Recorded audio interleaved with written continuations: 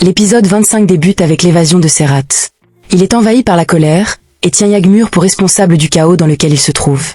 La haine grandit de minute en minute et il pense déjà à comment se venger. Pourtant, une mise en garde retentit, agir sous le coup de la colère pourrait déclencher des conséquences irréversibles. Pendant ce temps, Jian se rappelle d'une conversation entre Aslan et lui fait ressurgir les paroles de leur défunt père. Ces souvenirs réveillent de vieilles blessures et mettent en lumière les profondes divisions qui règnent entre les frères. Mais soudain, un autre sujet bien plus inquiétant apparaît. Aslan mentionne les enregistrements compromettants. Il comprend que toutes les preuves n'ont pas été effacées par hasard. Une dernière vidéo a volontairement été laissée derrière lui. Était-ce un simple oubli, ou le début d'une stratégie beaucoup plus dangereuse? Une chose est certaine, désormais, la guerre est officiellement déclarée. Quelques instants plus tard, Jian dit à Serhat qu'ils sont arrivés à destination. Ils embarquent sur un bateau vers une destination inconnue, persuadés que leur plan est parfaitement maîtrisé. Serhat, fidèle à lui-même, se plaint de la situation dans laquelle il se trouve. Et dit qu'Aslan devra avoir affaire à son père, il n'est pas du genre à fuir un combat. Mais au même moment il sent rapidement que quelque chose ne tourne pas rond. L'inquiétude s'installe lorsqu'il comprend qu'il pourrait être tombé dans un piège. Il se fait entourer des hommes d'Aslan. Pendant ce temps, Devin remarque que le comportement d'Aslan devient de plus en plus étrange. Les questions qu'il lui pose depuis quelque temps prennent soudain une toute autre signification. Elle cherche désespérément à comprendre ce qu'il lui cache. Aslan, lui, préfère garder le silence, ce qui ne fait qu'alimenter les doutes de celle qu'il aime. Mais ce n'est pas tout. Sur le bateau, une erreur bouleverse complètement les plans des hommes d'Aslan. Turgut répond au message de l'avocat de Serhat à partir de son téléphone qui n'aurait jamais dû être utilisé. Cette imprudence provoque immédiatement la panique. Comprenant que leur couverture risque d'être découverte, Jian prend une décision radicale. Ils doivent abandonner leur mission et faire disparaître toutes les traces avant de rebrousser chemin. Contre toute attente, l'avocat comprend rapidement que quelque chose de grave est arrivé. Incapable de joindre les personnes concernées, il est persuadé que Serhat a été éliminé. Pris de peur, il réalise qu'il est désormais en grand danger. Au même moment, il reçoit l'appel de Jian. Il dit à ce dernier qu'il sait ce qu'ils sont. Si Ilyas l'apprend, il sera le premier qu'il va éliminer. Pour sauver sa peau, il tente alors de négocier sa survie en exigeant une énorme somme d'argent. Il lance un ultimatum de 12 heures et menace de révéler toute la vérité si ces conditions ne sont pas respectées.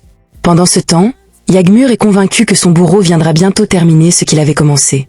Les souvenirs d'un précédent meurtre la hantent et elle est persuadée d'être la prochaine cible. Malgré les promesses rassurantes de sa sœur, son angoisse devient incontrôlable. Entre larmes et désespoir, elle ne voit plus aucun espoir de s'en sortir. De son côté, Jian dit à Aslan que la situation devient incontrôlable. Le chantage de l'avocat complique encore davantage leur plan, et propose de le faire taire définitivement, tandis qu'Aslan craint surtout la réaction d'Ilyas si la disparition de Serhat est découverte trop tôt. Pour gagner du temps, Jian lui dit que Serhat est mort. Ils élaborent un nouveau stratagème afin de faire croire que Serhat se trouve toujours à l'étranger, en simulant son activité à distance. Mais les tensions ne s'arrêtent pas là. Les deux frères s'affrontent sur la meilleure manière de protéger leur famille. Jian accuse Aslan de laisser l'avidité guider ses décisions, et affirme que l'argent n'est plus le véritable problème. Le véritable danger porte désormais un nom, Ilyas. Tous savent que lorsqu'il découvrira la vérité, il déclenchera une vengeance sans limite. Chacun accepte de jouer son rôle pour protéger les siens, quitte à mentir à leur propre mère. Derrière ce calme apparent, tous savent qu'une guerre sanglante est sur le point d'éclater. Pendant qu'ils discutaient, Devin a entendu toute la discussion. Quelques instants après, Oulia appelle pour savoir si Serhat est réellement en sécurité. Une question reste en suspens. Combien de temps ce mensonge pourra-t-il encore tenir avant que toute la vérité n'explose au grand jour? Pendant ce temps, Devin est complètement bouleversé. En voyant son inquiétude grandir, Aslan tente de la rassurer. Il lui demande d'oublier tout ce qu'elle vient d'entendre et lui assure qu'il contrôle encore la situation. Pourtant, il lui révèle une vérité glaçante. Le corps de Serhat repose désormais au fond de la mer Noire. Pour éviter tout danger, il décide que toute la famille devra vivre quelque temps sous le toit de sa mère, où la sécurité sera renforcée. Mais ce n'est pas tout. Devin découvre peu à peu le véritable visage d'Ilyas, un homme dont la réputation fait trembler même les criminels les plus puissants. Son passé est marqué par la violence, les règlements de compte et un immense réseau clandestin. À travers d'anciennes images et des témoignages, Devin comprend que cet homme n'abandonne jamais une vengeance. Une question commence alors à la hanter. Que se passera-t-il lorsqu'il apprendra la mort de son fils? Quelques instants plus tard, le poids de la culpabilité devient insupportable. Devin repense à une ancienne conversation avec Aslan et craint que ses propres paroles aient influencé cette tragédie. Les larmes aux yeux, elle lui demande si tout cela est arrivé à cause d'elle. Aslan la rassure immédiatement et lui affirme qu'elle n'a aucune responsabilité dans ce drame. Malgré ses explications, le doute continue de ronger la jeune femme. Pendant ce temps, les mesures de protection s'accélèrent. Aslan ordonne à Yagmur de préparer ses affaires sans poser de questions. La jeune femme ne comprend pas ce qui se passe jusqu'au moment où la terrible nouvelle lui est révélée. Serhat est mort. Le choc est immense et chacun réalise que plus rien ne sera comme avant. La scène suivante offre un bref moment d'accalmie chez les Soykans. Leila et Ceylan parlent d'une réunion familiale dont elles ignorent le but. Certains essaient de conserver une apparence de normalité, mais derrière les sourires, l'inquiétude est omniprésente. Contre toute attente, toute la famille se retrouve finalement réunie dans la maison familiale. Aslan renforce immédiatement les dispositifs de sécurité autour de la propriété. Cette décision intrigue tout le monde, mais il refuse d'en dire davantage. Pourtant, la vérité finit par éclater devant sa mère. Sans détour, il lui annonce que Serra est mort. La réaction est immédiate. Sa mère comprend que cet acte risque de provoquer une catastrophe. Elle lui rappelle qu'Ilyas ne laissera jamais passer un tel affront et qu'une guerre sanglante menace désormais leur famille. Mais Aslan reste inflexible. Selon lui, personne ne peut s'en prendre à un membre des Soykans sans en subir les conséquences. Pour lui, protéger les siens passe avant tout, quelles qu'en soient les répercussions. Oulia est sous le choc. Elle appelle immédiatement Jian et lui demande comment il a pu la trahir. Il était censé faire sortir cet homme du pays. Jian lui dit que cette issue était inévitable.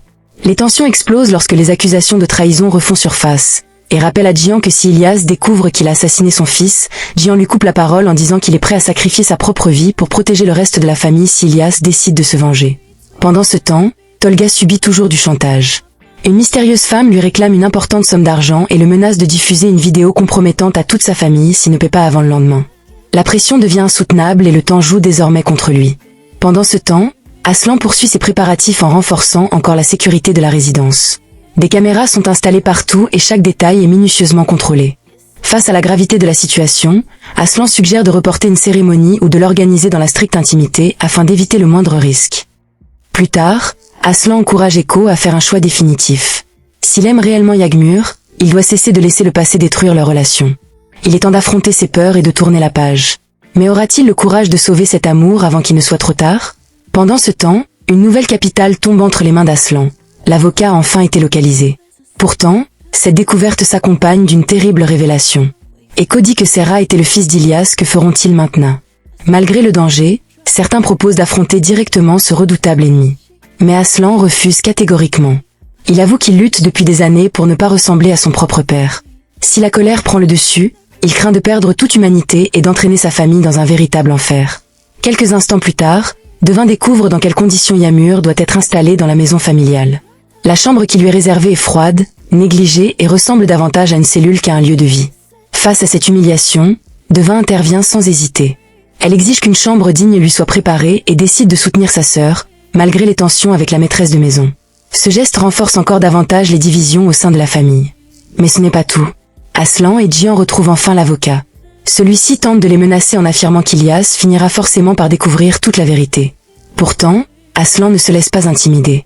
Il lui fait comprendre que signer un contrat ne suffira jamais à effacer les conséquences de ce qui s'est passé. L'affrontement psychologique devient de plus en plus intense. Contre toute attente, la situation prend une tournure plus humaine lorsqu'Aslan et Jian découvrent l'épouse de l'avocat, complètement terrifiée. Il lui présente ses excuses pour l'éruption brutale dans leur maison et lui promet qu'aucun mal ne lui sera fait. La jeune femme, bouleversée, craint pour la vie de son mari. Aslan lui assure qu'elle sera mise à l'abri avant de poursuivre les discussions. Pendant ce temps, l'avocat tente de convaincre Aslan que la vengeance d'Ilyas sera impitoyable. Selon lui, la mort ne sera qu'un début. Ilyas s'en prendra ensuite à toutes les personnes qui leur sont chères. Malgré ces avertissements, Aslan garde son sang-froid et lui propose un accord. Si le contrat est signé, il promet de cacher l'avocat et son épouse dans un endroit où personne, pas même Ilyas, ne pourra les retrouver. Une proposition risquée, mais est-elle encore crédible? Quelques instants plus tard, une autre intrigue se développe. Tolga sollicite l'aide financière de Leila en prétextant une lourde perte liée aux crypto-monnaies. Pourtant, son comportement éveille immédiatement les soupçons. Refusant de lui remettre le moindre centime sans connaître toute la vérité, Leila comprend que son mari lui cache encore quelque chose d'important. Pendant ce temps, les proches d'Aslan poursuivent leur vaste opération de dissimulation. Afin d'empêcher Ilyas de découvrir la mort de son fils, ils fabriquent de fausses preuves laissant croire que Serra séjourne toujours en Thaïlande. Des paiements sont simulés, des messages sont envoyés et tout est minutieusement orchestré pour rendre cette mise en scène crédible. Mais soudain, Ilyas téléphone lui-même pour obtenir des nouvelles. L'appel représente un immense danger. Au moindre faux pas, tout pourrait s'effondrer. Heureusement, son interlocuteur parvient à rester calme et réussit à le convaincre que Serra est toujours vivant et occupé à préparer un important contrat. Ilyas accepte même que celui-ci soit signé par procuration, offrant ainsi un précieux répit à Aslan et à ses alliés. Cependant, un dernier obstacle apparaît. Les documents indispensables sont enfermés dans un coffre sécurisé par l'empreinte digitale de Serra. Contre toute attente, les hommes d'Aslan avaient anticipé cette difficulté et avaient conservé de quoi déverrouiller le coffre si nécessaire. Leur préparation impressionne tout le monde et leur permet de poursuivre leur plan sans éveiller les soupçons. L'épisode se termine sur une décision pleine de compassion. Craignant que la mère et l'oncle de la famille ne cherchent à éliminer les derniers témoins gênants, Jian d'Aslan décide de cacher l'avocat et son épouse sous sa propre protection. Un choix risqué, mais peut-être le seul capable d'éviter un nouveau drame. Alors que chacun pense avoir pris une longueur d'avance, une question demeure. Combien de temps cette immense supercherie pourra-t-elle résister avant qu'Ilias ne découvre enfin la vérité et ne déclenche sa terrible vengeance ?